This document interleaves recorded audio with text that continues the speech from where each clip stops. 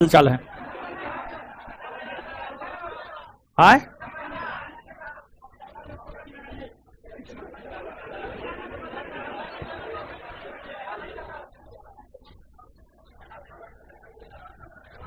चलिए बना लिए।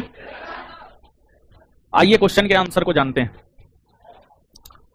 देखिए आप लोगों के लिए एक बात बोल रहे हैं, लड़की लोग के लिए, और वैसी लड़की जो क्लास भी करती है और टेस्ट भी देती है। तो देखिए यहां पर भी कमेंट आ रहा है। तो देखिए काम ऐसा होना चाहिए कि कोई डिस्टर्ब ना हो। काम कभी वैसा मत कीजिए जिससे दूसरा कोई डिस्टर्ब हो जाए। ठीक है, आप दो क्लास के बीच में लाइब्रेरी जाते हैं तो आराम से जाइए, शांति बना करके आ जाइए। नहीं तो फिर लाइब्रेरी का बहुत कंप्लेन है। मतलब जब क्लास छूटता है तो लड़की लोग लाइब्रेरी में जाती है, बहुत हो हल्ला करती है, लड़का सब जो है आकर के हमको कंप्लेन करता है। तो हम आपको मना नहीं कर रहे हैं, लेकिन आप जो बात करते रहते हैं, अब जा रहे हैं बीच में पढ़ रहा है लाइब्रेरी में कोई लड़का, बात करते हैं, हल्ला करते हैं, ये गलत बात है। शांति से जाइए, शांति से आ जाइए, कोई दिक्कत नहीं है। अगर आप शांति से नहीं जाइएगा, शांति से नहीं आइएगा, तो फिर हम लाइब्रेरी में जो आप लोग जाते हैं उसके ऊपर हम रोक लगवा देंगे, समझ गए? रोक लगवा देंगे, फिर नहीं जा पाइएगा, फिर हल्ला कीजिएगा क्लासरूम में ही अपना। ठीक है, तो ये विशेष ध्यान में रखना है। काम वैसा करना है ताकि किसी को भी परेशानी ना हो। ठीक है, आ जाइए।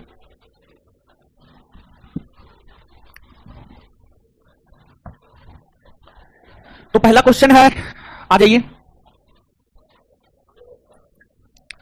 पहला क्वेश्चन है, वैदिक कर्मकांड में होता का संबंध है ऋग्वेद से, यजुर्वेद से, सामवेद से, अथर्ववेद से।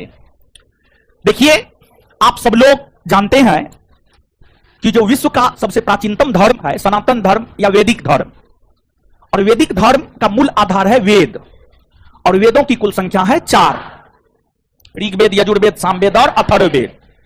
इसमें ऋग्वेद का जो मंत्र है, ऋग्वेद के मंत्रों का उच्चारण करने वाला जो ऋषि होता है, ऋग्वेद के मंत्रों का उच्चारण करने वाला जो ऋषि होता है उसी को कहा जाता है होता या होत्री। वही यजुर्वेद के उच्चारण करने वाले मंत्र को अर्धव्यु कहा जाता है, और सामवेद के उच्चारण करने वाले ऋषि को उद्गाता या उदात्री कहा जाता है, और अथर्ववेद के उच्चारण करने वाले ऋषि को ब्रह्मा कहा जाता है। क्या कहा जाता है? ब्रह्मा कहा जाता है। तो होता का संबंध ऋग्वेद से है, अर्धव्यु का संबंध यजुर्वेद से है, उद्गाता का संबंध सामवेद से है, और ब्रह्मा का संबंध अथर्ववेद से है। अब इन चारों वेदों में अगर देखा जाए तो सबसे प्राचीनतम वेद ऋग्वेद है, और सबसे आधुनिकतम वेद अथर्ववेद है। और जो आपको यजुर्वेद है, इसमें यज्ञ के समय कौन से विधि विधान होते हैं, इन बातों की चर्चा आपको यजुर्वेद में है। और जो सामवेद है, सामवेद से ही भारतीय संगीत की उत्पत्ति हुई है, तो सामवेद को भारतीय संगीत का जन्मदाता माना जाता है। और सामवेद के अधिकतर मंत्र ऐसे हैं जो ऋग्वेद पर आधारित है, सामवेद के अधिकतर मंत्र ऐसे हैं जो ऋग्वेद पर आधारित है, और सामवेद को ही भारतीय संगीत का जनक भी माना जाता है। क्योंकि भारतीय संगीत में जो 7 मूल स्वर है, सा रे गा मा प ध नी, ये जो 7 शब्द है, इसकी उत्पत्ति हुई है आपको सामवेद से, समझ गए? नेक्स्ट, देश में निम्न में से किसने मूर्ति पूजा की नींव रखी थी? जैन धर्म ने, बौद्ध धर्म ने, आजीवकों ने, वैदिक धर्म ने। आपको मूर्ति पूजा, देखिए एक तो मूर्ति पूजा के प्रमाण हड़प्पा काल में भी मिलते हैं, लेकिन हड़प्पा काल के लोगों का कोई निश्चित धर्म नहीं था, और हड़प्पा सभ्यता के पतन के बाद वैदिक सभ्यता का उदय हुआ, और वैदिक सभ्यता के लोगों का धर्म था वैदिक धर्म। लेकिन वैदिक सभ्यता को जब आप पढ़ेंगे तो वहां पर मूर्ति पूजा का जिक्र आपको नहीं मिलेगा, वहां पर मूर्ति पूजा का जिक्र नहीं मिलेगा, बल्कि वहां पर देवी देवता का जिक्र मिलता है। मतलब देवियों की पूजा हुआ करती थी, देवताओं की पूजा हुआ करती थी, लेकिन वैदिक काल में कहीं भी मूर्ति पूजा का जिक्र आपको देखने को नहीं मिलेगा। लेकिन वैदिक धर्म का एक प्रकार से पतन 600 ईस्वी पूर्व के आसपास हुआ, और बौद्ध और जैन धर्म का उत्पत्ति हुआ। और इन धर्मों में जो बौद्ध धर्म के संस्थापक माने जाते हैं गौतम बुद्ध, कहा जाता है कि सर्वप्रथम गौतम बुद्ध की ही प्रतिमा बनाकर उसकी मूर्ति की पूजा की गई और गौतम बुद्ध की प्रतिमा बनाकर उसकी मूर्ति की पूजा कुषाण काल में की गई और वहीं से मूर्ति पूजा का प्रचलन हुआ माना जाता है। अर्थात ऐतिहासिक तौर पर जो साक्ष्य मिलते हैं, जो पुरातात्विक साक्ष्य मिलते हैं, वो साक्ष्य यह बतलाता है कि भारतवर्ष में मूर्ति पूजा की नींव बौद्ध धर्म के द्वारा रखी गई है। बौद्ध धर्म के द्वारा रखी गई है। आंसर बौद्ध धर्म होगा, बौद्ध धर्म। और गौतम बुद्ध की मूर्ति बनाकर उसकी जो पूजा की जा रही है कुषाण काल से लेकर आज तक। और शुरू में तो गौतम बुद्ध की मूर्ति बनाकर पूजा की गई, बाद में जैन धर्म के लोगों ने महावीर स्वामी का भी मूर्ति बनाकर के पूजा करना जो है आपको शुरू कर दिया। समझ गए? तो मूर्ति पूजा कुषाण काल से प्रारंभ हुआ है, समझे। और साथ ही साथ जो है मंदिर निर्माण कला का जन्म गुप्त काल से हुआ है, गुप्त काल से। तो ये दोनों बात आपसे पूछा जाता है कि मूर्ति निर्माण कला का जन्म किस काल में, तो मूर्ति निर्माण कला का जन्म कुषाण काल में। और मंदिर निर्माण कला का जन्म किस काल में, तो मंदिर निर्माण कला का जन्म हुआ है गुप्त काल में। कौन काल में? गुप्त काल में। गुप्त काल में हुआ है। आंसर बोध होगा।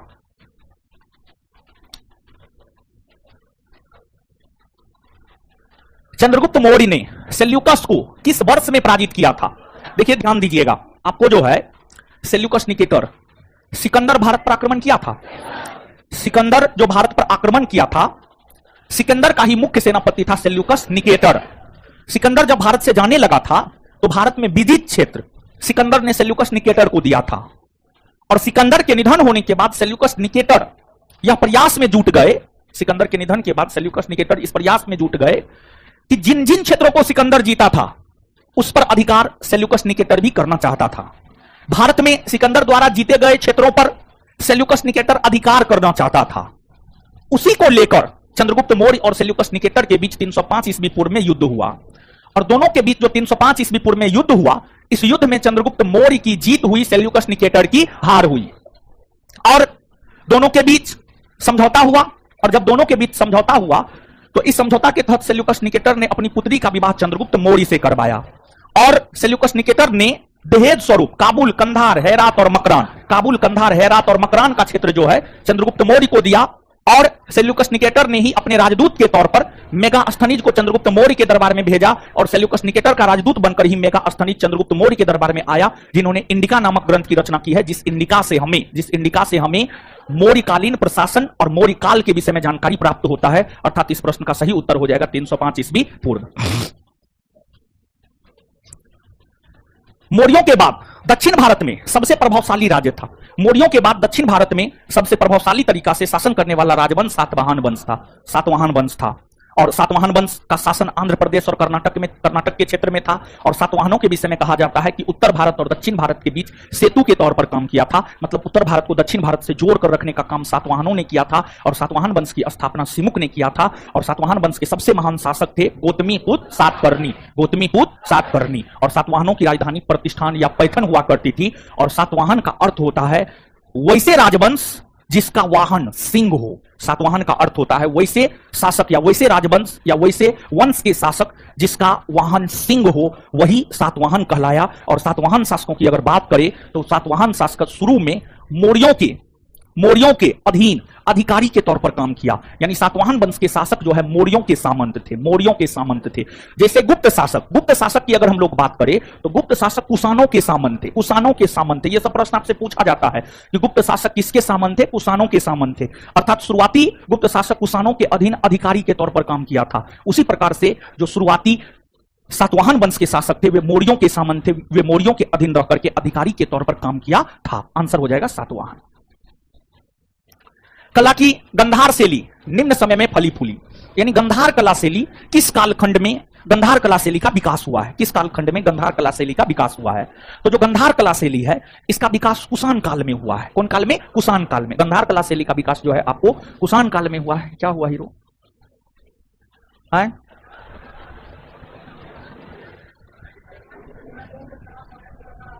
चक्कर आ रहा?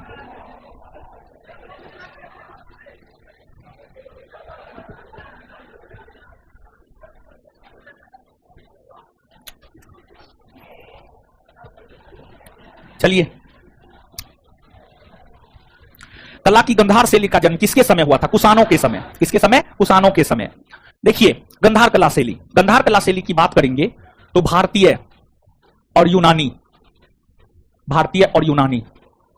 भारतीय कला शैली और यूनानी कला शैली का जब मिश्रण हुआ भारतीय कला शैली और यूनानी कला शैली का जब मिश्रण हुआ तो उसी से गंधार कला शैली का विकास हुआ, और गंधार कला शैली कुषाणों के समय फला फूला है, और इसका विकास भी कुषाणों के समय हुआ है। कुषाण शासकों को ही गंधार कला शैली का संरक्षक भी माना जाता है।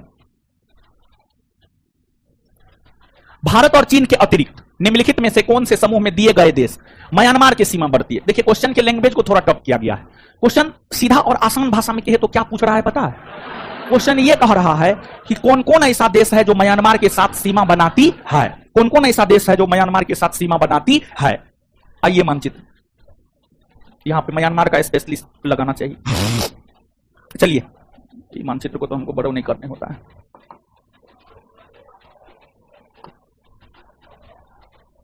नहीं, मानचित्र पर नहीं हमको काम करना होता है। दोनों हाथ से, फिर भी स्पष्ट कहां हो रहा है?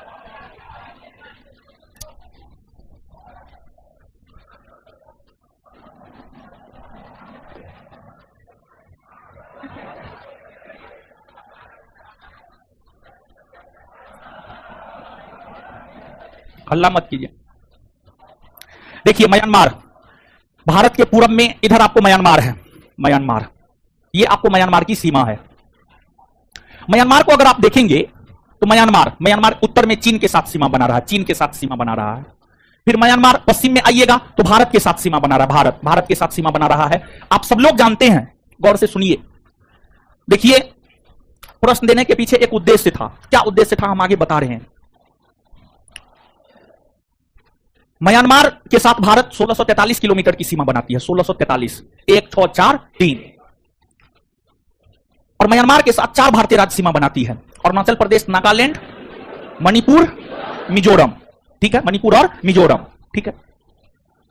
6 फरवरी 2024, 6 फरवरी 2024 हाल फिलहाल की बात हम कर रहे हैं। 6 फरवरी 2024 को गृह मंत्रालय ने एक आदेश जारी किया, और गृह मंत्रालय ने यह आदेश जारी किया कि भारतीय सीमा और म्यांमार की जो सीमा है, दोनों देश के सीमाओं पर आवाजाही की स्वतंत्रता थी।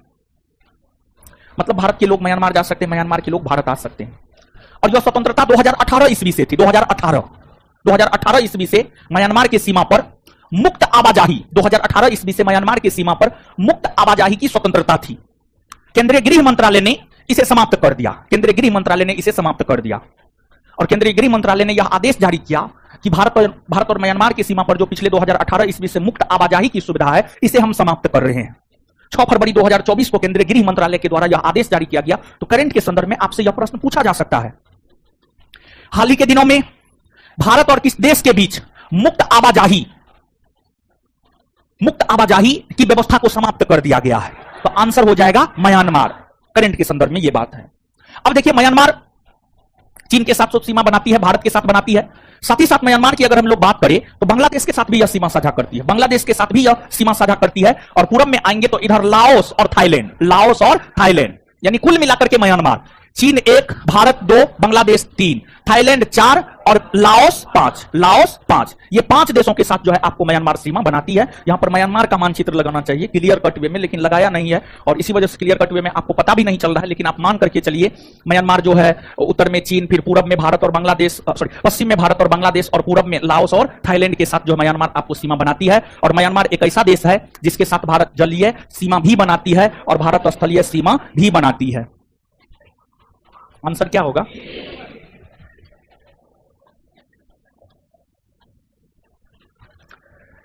निम्नलिखित युग्मों पर विचार कीजिए। शिखर और पर्वत, नामचा बरवा, गढ़वाल हिमालय, नंदा देवी, कुमायूं हिमालय, नौकरेक, सिक्किम हिमालय। देखिए नामचा बरवा, गढ़वाल हिमालय, गढ़वाल हिमालय का मतलब क्या होता है जानते हैं? उत्तराखंड में जो हिमालय पर्वत का विस्तार है, उत्तराखंड में जो हिमालय पर्वत का विस्तार है उसको हम लोग गढ़वाल हिमालय कहते हैं।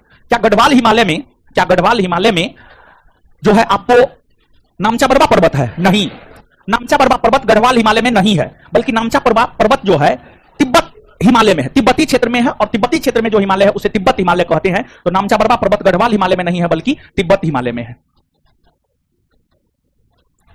नंदा देवी, कुमायूं हिमालय।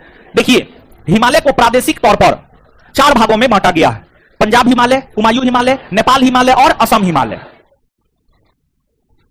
पंजाब हिमालय सिंधु से सतलज, सिंधु से सतलज नदी तक फैली हिमालय को पंजाब हिमालय, सतलज से काली नदी तक फैली हिमालय को कुमायूं हिमालय। क्या कहते हैं? कुमायूं हिमालय। तो सतलज से काली, सतलज से काली, सतलज नदी से काली नदी तक फैली हिमालय को कुमायूं हिमालय कहते हैं।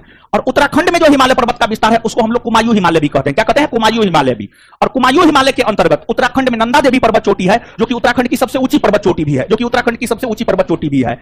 नंदा देवी कुमायूं हिमालय के अंतर्गत आता है। नंदा देवी के अलावे त्रिशूल हो गया, त्रिशूल चोटी भी जो है आपको कुमायूं हिमालय के अंतर्गत आता है। और उत्तराखंड की और भी कई सारी चोटियां हैं जो कि आपको कुमायूं हिमालय के अंतर्गत आता है। तो नंदा देवी उत्तराखंड की सबसे ऊंची पर्वत चोटी है और नंदा देवी कुमायूं हिमालय के अंतर्गत आती है। ये बात क्या है? सही है। नोकरेक सिक्किम हिमालय, देखिए नोकरेक मेघालय में है। अगर आप मानचित्र पर आएंगे तो नोकरेक है आपको मेघालय में, नोकरेक कहां है? मेघालय में, और सिक्किम यहां पर है। तो आप थोड़ा स्वयं सोच करके देखिए, क्या जो नोकरेक पर्वत होगा वो सिक्किम हिमालय का अंग होगा? एकदम से सिक्किम हिमालय का अंग नहीं होगा, बल्कि जो नोकरेक पर्वत है, अगर आप पिछले टेस्ट का डिस्कशन किए हैं तो आप याद कीजिए, हम आपको बताए हैं कि हिमालय पर्वत सामान्य तौर पर पश्चिम से पूरब में फैली हुई है, लेकिन अरुणाचल प्रदेश में यह दक्षिण की ओर मुड़ जाती है, जिसे हम लोग पूर्वांचल हिमालय या उत्तरी पूर्वी हिमालय कहते हैं। और पूर्वांचल हिमालय या उत्तरी पूर्वी हिमालय के अंतर्गत ही नोकरेक आता है, जो कि आपको मेघालय में है। पूर्वांचल हिमालय या उत्तरी पूर्वी हिमालय के अंतर्गत ही नोकरेक आता है, जो कि आपको मेघालय में है। नोकरेक जो है आपको सिक्किम हिमालय के अंतर्गत नहीं आता है। एक कोई स्टेप आइएगा तो ये भी गलत है। कौन सा सही है? केवल दो, केवल दो। आगे आइएगा। कन्याकुमारी से सटी पहाड़ी है, अन्नामलाई, नीलगिरी, कार्डमम, सेबरा। देखिए आइएगा, कन्याकुमारी,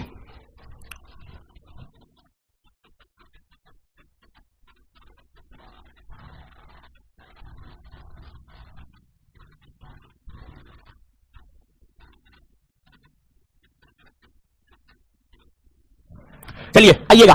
देखिए कन्याकुमारी, कन्याकुमारी से सटी पहाड़ी है, कन्याकुमारी से सटी पहाड़ी है। देखिए आप सब लोग जानते हैं भारत का जो सबसे दक्षिणी भूभाग है कन्याकुमारी में स्थित क्या? कैमोरीन है। तो कन्याकुमारी स्थलखंड के दृष्टिकोण से देखेंगे, मुख्य भूमि में स्थलखंड के दृष्टिकोण से देखेंगे, सॉरी मुख्य भूमि में, कन्याकुमारी को मुख्य भूमि में स्थलखंड के दृष्टिकोण से देखेंगे तो सबसे दक्षिण में है कन्याकुमारी, सबसे दक्षिण में है यहां पर कन्याकुमारी। और कन्याकुमारी के समीप हिंद महासागर, बंगाल की खाड़ी और अरब सागर तीनों आपस में आकर के मिलती है। अब देखिएगा जो ऑप्शन है, अन्नामलाई की पहाड़ी, नीलगिरी की पहाड़ी, कार्डमम की पहाड़ी और सेबराई की पहाड़ी। तो एक तो आपको अन्नामलाई की पहाड़ी है। कौन है? अन्नामलाई की पहाड़ी, अन्नामलाई की पहाड़ी। एक है आपको नीलगिरी की पहाड़ी, एक है अन्नामलाई की पहाड़ी, एक है नीलगिरी की पहाड़ी और एक है कार्डमम की पहाड़ी और एक है आपको सेबराई की पहाड़ी। एक तो सेबराई की पहाड़ी आपको तमिलनाडु में है। सेबराई की पहाड़ी कहां है? तमिलनाडु में, तमिलनाडु में। इसके बाद अब अन्नामलाई, कार्डमम और नीलगिरी। नीलगिरी की पहाड़ी केरल, तमिलनाडु और कर्नाटक के सीमा पर यहां है आपको नीलगिरी, नीलगिरी, नीलगिरी की पहाड़ी, जहां पर पश्चिमी घाट पूर्वी घाट दोनों आपस में आकर के मिलती है। फिर नीलगिरी के जब आप दक्षिण में आएंगे तो केरल और तमिलनाडु के सीमा पर मिलेगा आपको अन्नामलाई की पहाड़ी। कौन मिलेगा? अन्नामलाई की पहाड़ी। और अन्नामलाई पहाड़ी के जब आप दक्षिणी भाग में आएंगे तो यहां पर मिलेगा आपको कार्डमम की पहाड़ी। क्या मिलेगा? कार्डमम की पहाड़ी। और कार्डमम को ही हिंदी में हम लोग इलायची भी कहते हैं। तो कार्डमम की पहाड़ी कहिए या इलायची की पहाड़ी कहिए, बात क्या है? बराबर है। तो अब आप देखिए, नीलगिरी, अन्नामलाई, कार्डमम, तीनों में कन्याकुमारी के नजदीक सबसे कौन है? तो कन्याकुमारी के सबसे नजदीक है कार्डमम की पहाड़ी, कार्डमम। आंसर क्या हो जाएगा? कार्डमम। हिमाचल प्रदेश से होकर बहने वाली नदियां कौन सी है? हिमाचल प्रदेश से, हिसाब नहीं होगा, यहां पर चिनाब होगा। सबसे पहले यहां पे सही कीजिए। हिमाचल प्रदेश से होकर ब्यास भी बहती है, चिनाब भी बहती है, रावी भी बहती है, सतलज भी बहती है और यमुना भी बहती है। ये सभी ऐसी नदियां हैं जो हिमाचल प्रदेश से होकर बहती है। अमरकंटक से कौन सी नदी का उद्गम होता है? देखिए अमरकंटक की पहाड़ी, अमरकंटक की पहाड़ी है आपको मध्य प्रदेश में। मध्य प्रदेश में अमरकंटक की पहाड़ी है, यहां से निकलती है आपको नर्मदा नदी। कौन नदी? नर्मदा, नर्मदा नदी निकलती है। और फिर यहां से सोन नदी भी निकलती है। नर्मदा और सोन जैसी नदी अमरकंटक की पहाड़ी से निकलती है, तो आंसर हो जाएगा नर्मदा। वही दामोदर नदी की अगर आप बात करेंगे तो ये छोटा नागपुर पठार से निकलती है। छोटा नागपुर पठार, छोटा नागपुर पठार, छोटा नागपुर पठार, झारखंड में छोटा नागपुर पठार है। झारखंड के छोटा नागपुर पठार से ही दामोदर नदी निकलती है। फिर महानदी की अगर आप बात करेंगे तो छत्तीसगढ़ के सिंघाबा श्रेणी से निकलती है। छत्तीसगढ़ के सिंघाबा श्रेणी से, सिंघाबा श्रेणी से निकलती है। फिर आपको ताप्ती नदी की बात करेंगे तो ये सतपुड़ा से निकलती है, सतपुड़ा पहाड़ी से निकलती है, सतपुड़ा पहाड़ी से निकलती है ताप्ती। तो अमरकंटक से निकलती है नर्मदा, नर्मदा। और नर्मदा अमरकंटक से निकलती है और अपने उद्गम से, अगर आप नर्मदा को देखेंगे तो अपने उद्गम से पश्चिम की ओर बहती है और फिर गुजरात में खंभात की खाड़ी में अपना जल गिराती है। इसकी लंबाई है 1312 किलोमीटर। 1312 किलोमीटर।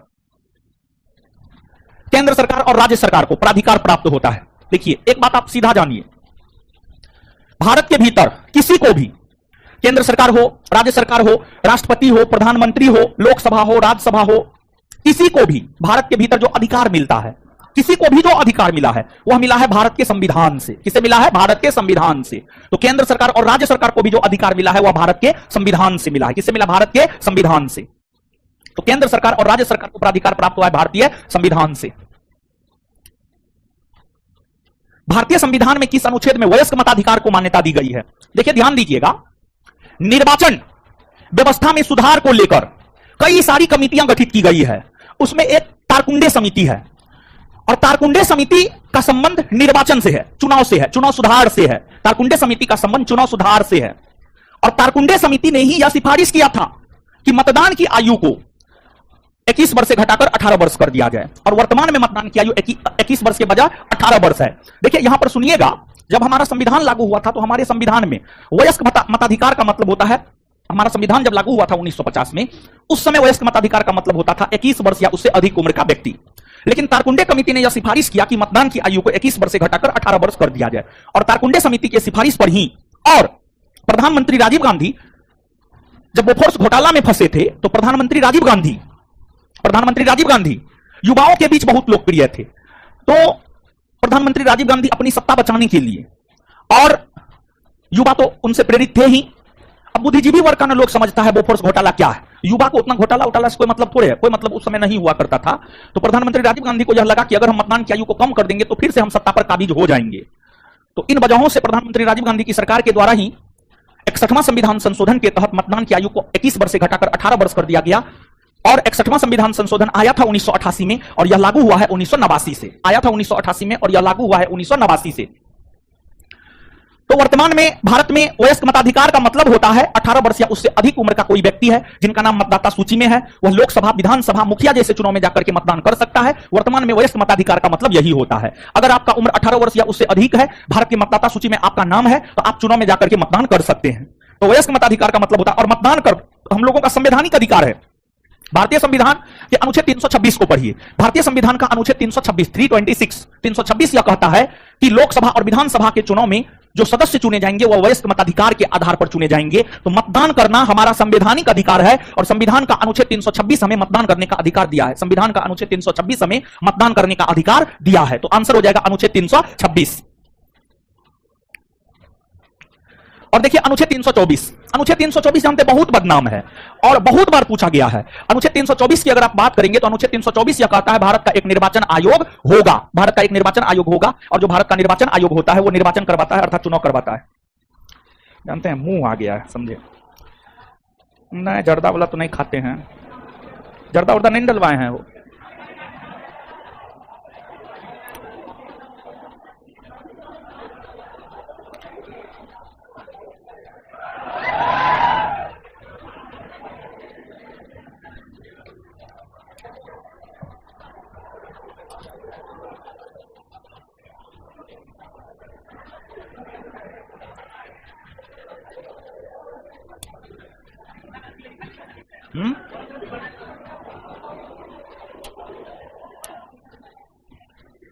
चलिए आइए,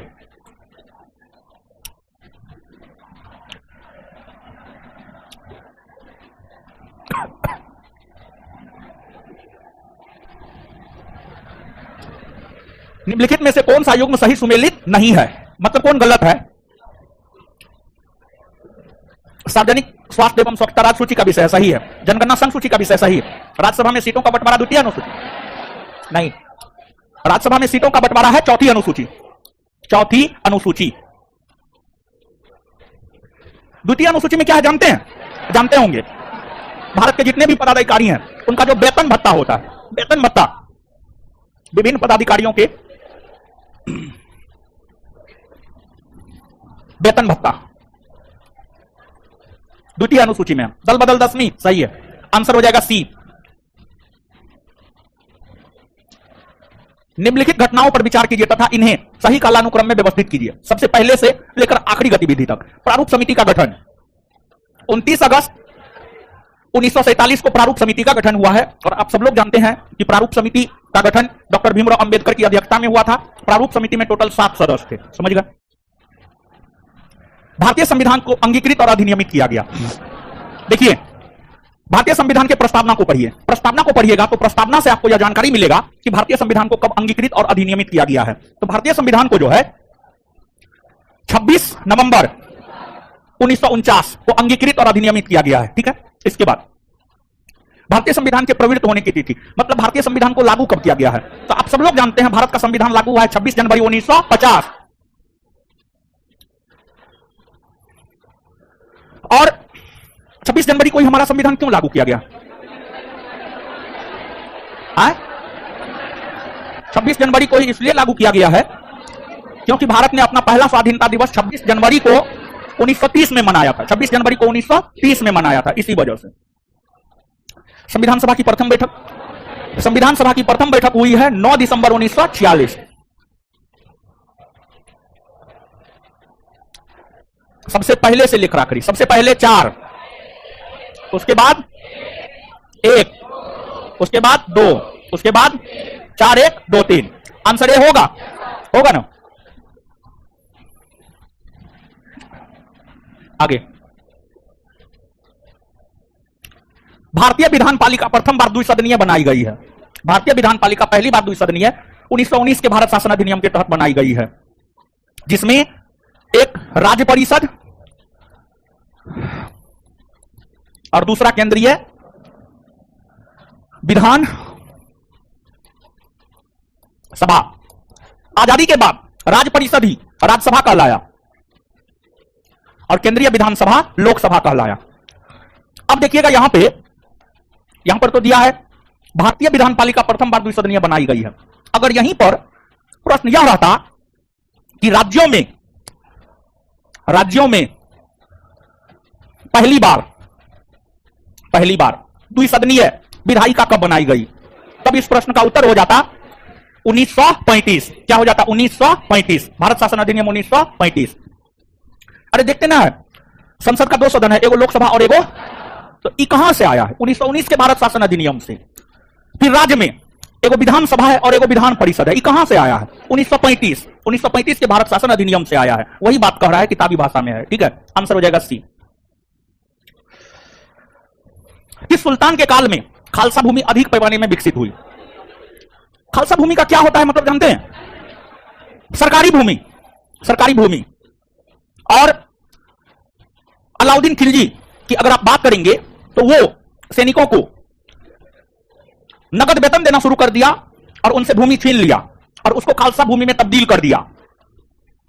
और उस खालसा भूमि का सबसे ज्यादा विकास अलाउद्दीन खिलजी ने अपने नियंत्रण में लेकर के करने का काम किया। तो आंसर हो जाएगा अलाउद्दीन खिलजी। निम्नलिखित सुल्तानों में से कौन अन्न के ऊपर कर समाप्त करने के लिए जाना जाता है? अनाज के ऊपर कर समाप्त कौन कर दिया था? तो अनाज के ऊपर कर समाप्त किया था सिकंदर लोदी ने। निम्नलिखित में से किसे अकबर ने स्वयं मारा था? अकबर जो है ना, बेरम खां को अकबर स्वयं मारा था अधम खां को। किसे मारा था? अधम खां। अधम खां कौन था जानते हैं? देखिए, अकबर का पालन पोषण करने वाली मां थी महामनगा। अकबर का पालन पोषण जो औरत की थी उसका नाम था महामनगा, अर्थात अकबर की धाया मां। अकबर की धाया मां थी महामनगा। महामनगा का अकबर पर बहुत व्यापक प्रभाव था और महामनगा का ही बेटा था अधम खां और पीर मोहम्मद खां। अकबर की धाया मां अर्थात अकबर की पालन पोषण करने वाली महामनगा और महामनगा का बेटा था अधम खां और पीर मोहम्मद खां। ये दोनों अपनी मां के वजह से अपने आप को समझता था कि हम ही अकबर हैं, हम ही बादशाह हैं। अधम खां अकबर के प्रधानमंत्री शहाबुद्दीन अहमद को मार दिया था। अधम खां क्या किया था? तो अधम खां अकबर का प्रधानमंत्री था, उसका नाम था शहाबुद्दीन अहमद। अकबर के प्रधानमंत्री शहाबुद्दीन अहमद को अधम खां ने मार दिया। इस बात से अकबर काफी नाराज हुए और फिर अकबर ने स्वयं अधम खां की हत्या कर दी। अकबर ने स्वयं अधम खां की हत्या इसलिए कर दी क्योंकि अधम खां ने अकबर के प्रधानमंत्री की हत्या कर दी थी। तो आंसर अधम खां। कौन सा मकबरा द्वितीय ताजमहल कहलाता है? रबिया उद दौरानी का मकबरा। देखिए, जैसे कहा जाता है ना, मां बाप का डीएनए संतान में जाता है, मां बाप का गुण संतान में जाता है। ताजमहल के बनाया था? शाहजहां ने। और ताजमहल शाहजहां अपनी बेगम के स्मरण में बनवाया था। शाहजहां के बाद उसका उत्तराधिकारी बना उसका बेटा औरंगजेब। औरंगजेब कहा हमारा बाप बनवाया है, हम भी बनवाएंगे। और औरंगजेब ने अपनी पत्नी, उसकी पत्नी का नाम था रबिया उद दौरानी, जिसको इतिहास में दिलदासो बानो बेगम भी कहा जाता। दिलदासो बानो बेगम फारस राजघराने की थी, दिलदासो बानो बेगम, और उसे ही रबिया उद दौरानी भी कहा जाता है। औरंगजेब अपनी रानी रबिया उद दौरानी के स्मरण में महाराष्ट्र के औरंगाबाद में ताजमहल के जैसा ही एक मकबरा बनवाया, जिसे ताजमहल का नकल या द्वितीय ताजमहल कहा जाता है। इसके वास्तुकार अताउल्लाह, अताउल्लाह जो द्वितीय ताजमहल है, अर्थात जो रबिया उद दौरानी का मकबरा है, द्वितीय ताजमहल रबिया उद दौरानी के मकबरा को कहा जाता है, जो महाराष्ट्र के औरंगाबाद में है, जो बनवाया है औरंगजेब ने। इसके जो वास्तुकार थे उसका नाम था अताउल्लाह। क्या नाम था? अताउल्लाह, अताउल्लाह। आंसर हो जाएगा सी। इसके बाद एक प्रश्न पूछा जाता है, ताजमहल का पूर्वगामी किसे कहा जाता है? तो ताजमहल का पूर्वगामी कहा जाता है हुमायूं के मकबरा को, हुमायूं के मकबरा को। और हुमायूं का मकबरा है दिल्ली में। कहां है? दिल्ली में। अनारकली का मकबरा। अनारकली कौन था जानते हैं? जहांगीर की प्रेमिका थी, जहांगीर की प्रेमिका, लेकिन बेस्या थी ये। और इसी वजह से जहांगीर के पिता अकबर दोनों को एक दूसरे से अलग कर दिए। और जहांगीर को जो अनारकली से अकबर ने अलग कर दिया, इसी कारण जहांगीर अपने पिता अकबर का विरोध करने पर उतर गया। ऐसे कारण कई सारे और भी थे, लेकिन उसमें एक कारण यह भी था। और अनारकली का मकबरा लाहौर में है, और लाहौर में अनारकली का मकबरा जहांगीर के द्वारा बनवाया गया था। लाहौर में अनारकली का मकबरा जहांगीर के द्वारा बनवाया गया था। एतमाउद्दौला का मकबरा, एतमाउद्दौला का मकबरा आगरा में है। नूरजहां के पिता का मकबरा है ये। नूरजहां के पिता को जहांगीर ने एतमाउद्दौला की उपाधि दिया था, उसी का मकबरा है, जो कि आगरा में है। यह मकबरा नूरजहां बनवाई थी, और यही प्रथम मकबरा है जिसमें पिट्रा ड्यूरा शैली का प्रयोग हुआ है। पिट्रा ड्यूरा शैली मतलब जो है महंगा संगमरमर पर, महंगा संगमरमर पर सजावट का काम करना। संगमरमर में जो है हीरा जैसे मूल्यवान धातु को जड़ दिया जाना, समझ गए? यही पिट्रा ड्यूरा शैली कहलाता है। यानी मकबरा में जो संगमरमर बना था, उस संगमरमर में जो सजावट का काम किया जाता था, उसी को पिट्रा ड्यूरा शैली कहा जाता था, समझ गए? मुगल चित्रकला के विषय में कौन सा सत्य है? यानी जो मुगल चित्रकला था उसमें युद्ध दृश्य का चित्र बनाया जाता था, पशु पक्षी का, प्राकृतिक दृश्य का, दरबारी चित्रण का, इनमें सभी सब का प्रयोग होता था, सभी का प्रयोग होता था। और मुगल चित्रकला की नींव हुमायूं के समय पड़ी है, हुमायूं के समय। ऐसे बाबर चित्रकला का प्रेमी था, लेकिन बाबर देखिए ना 1526 में पानीपत के प्रथम युद्ध को जीत करके मुगल वंश की स्थापना किया। 1527 में, 28 में, 29 में हर बरस तो बेचारा युद्ध लड़ता रहा। अब 1530 में मरिए गया, तो बहुत ज्यादा थोड़े कुछ कर पाया, कुछ नहीं कर पाया। और मूल तौर पर मुगल शासन जो है ना, वास्तविक तौर पर अकबर के शासनकाल से शुरू हुआ है। हुमायूं और बाबर ये दोनों तो भटकते ही रहा है, ये दोनों बढ़िया शासन थोड़ी किया है, लेकिन फिर भी हुमायूं 1530 से 1540 लगभग 10 वर्ष तक, फिर 1555 से 1556 अपने इस शासनकाल में हुमायूं ने चित्रकला की नींव रखी। चित्रकला का विकास अकबर के समय हुआ। फिर जहांगीर के समय चित्रकला अपने सबसे स्वर्णिम दौर में था, और जहांगीर के शासनकाल को चित्रकला का स्वर्ण काल भी हम लोग कहते हैं।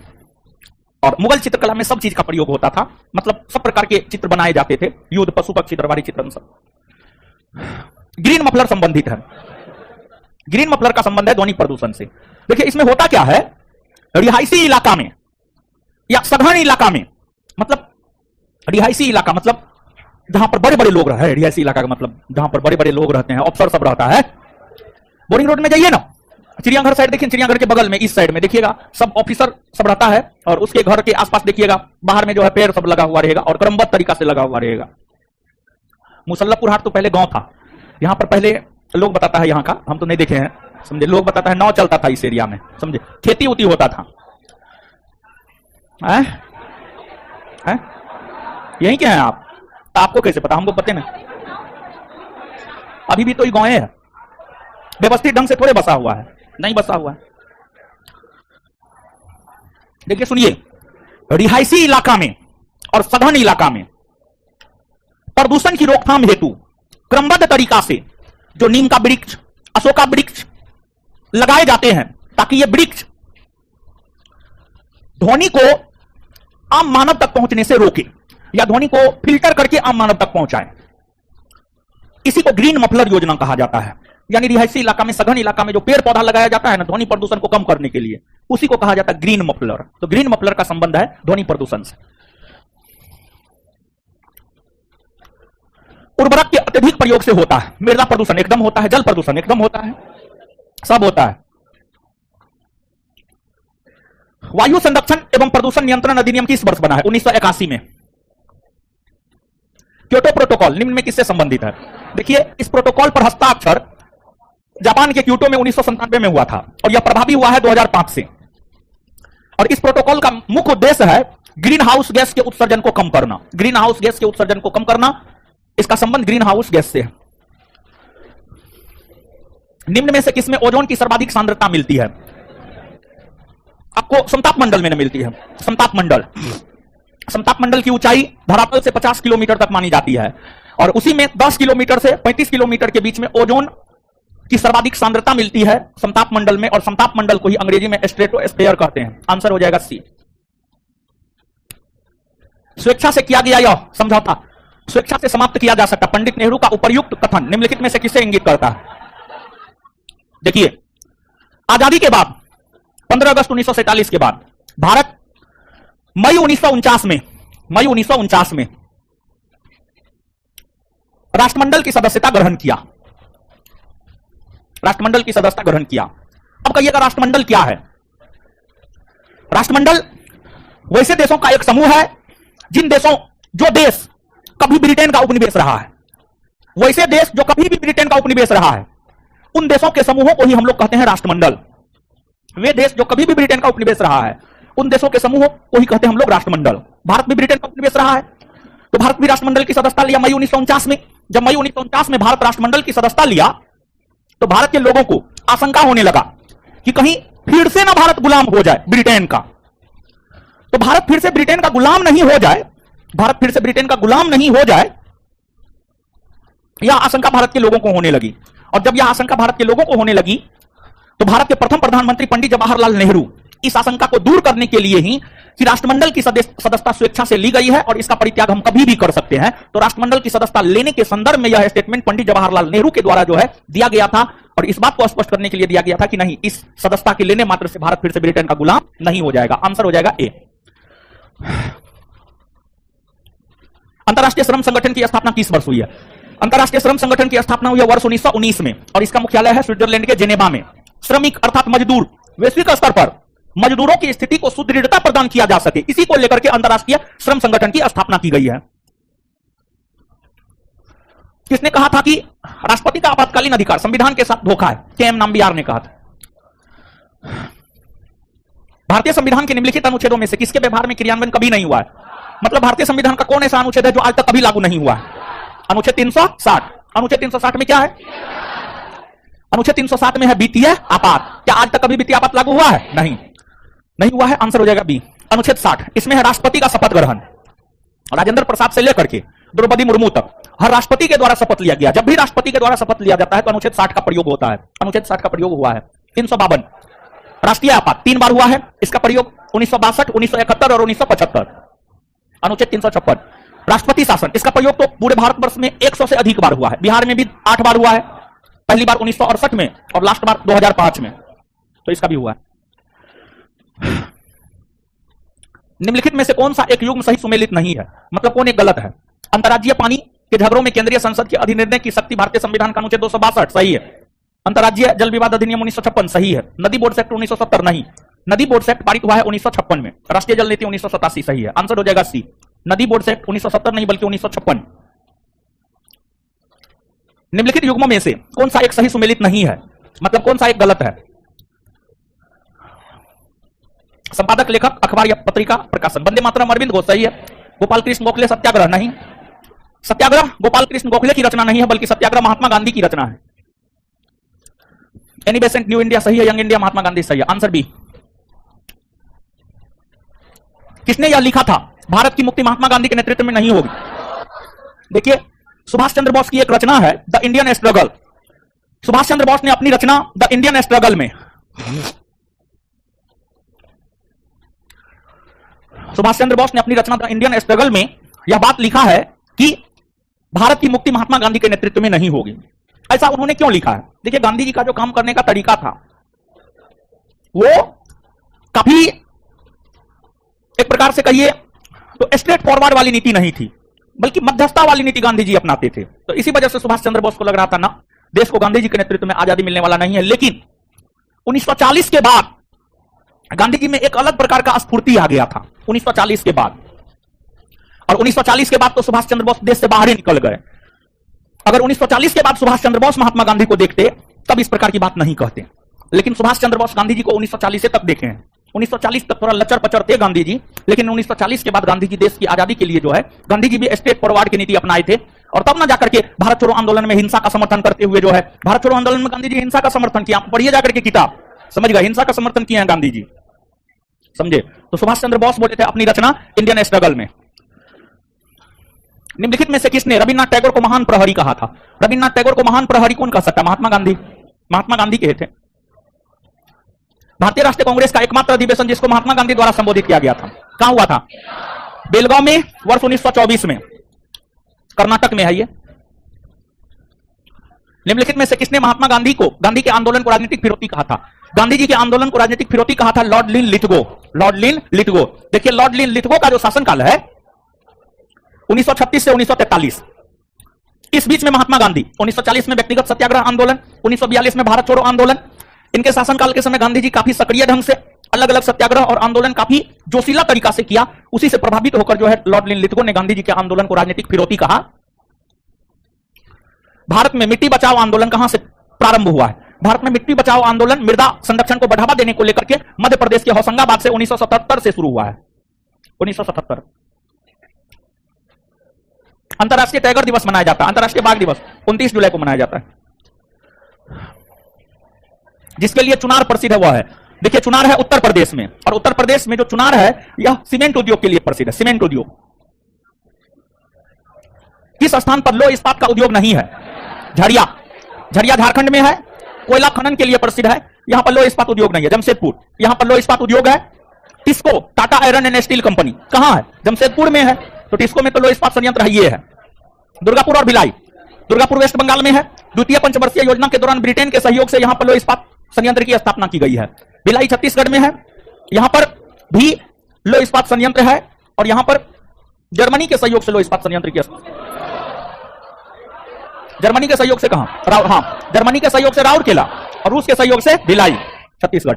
तो इन तीनों स्थानों पर तो लौह इस्पात संयंत्र है, झरिया में नहीं, या कोयला खनन के लिए प्रसिद्ध है। Answer A. सिंगरौली जल विद्युत परियोजना अवस्थित है। सिंगरौली जल विद्युत परियोजना जो है उत्तर प्रदेश में है, उत्तर प्रदेश के सोनभद्र जिला में है।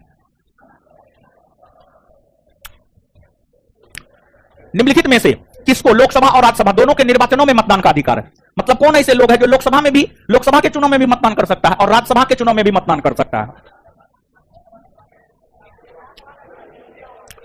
राज्य विधानमंडल के निम्न सदन के निर्वाचित सदस्य। आंसर डी होगा। देखिए, राज्य विधानमंडल के निम्न सदन, राज्य विधानमंडल के निम्न सदन मतलब विधानसभा, विधानसभा, विधानसभा के निर्वाचित सदस्य। विधानसभा के जो निर्वाचित सदस्य होते हैं ये भारत के आम नागरिक होते हैं। भारत का कोई आम नागरिक ही विधानसभा का सदस्य बन सकता है।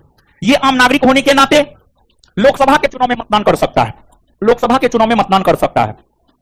और राज्यसभा के सदस्यों के लिए जो चुनाव होता है, राज्यसभा के सदस्यों के लिए जो चुनाव होता है उसमें राज्यों के विधानसभा के निर्वाचित सदस्य ही, निर्वाचित सदस्य ही, राज्यों के विधानसभा के निर्वाचित सदस्य राज्यसभा के सदस्यों को चुनने का काम करता है।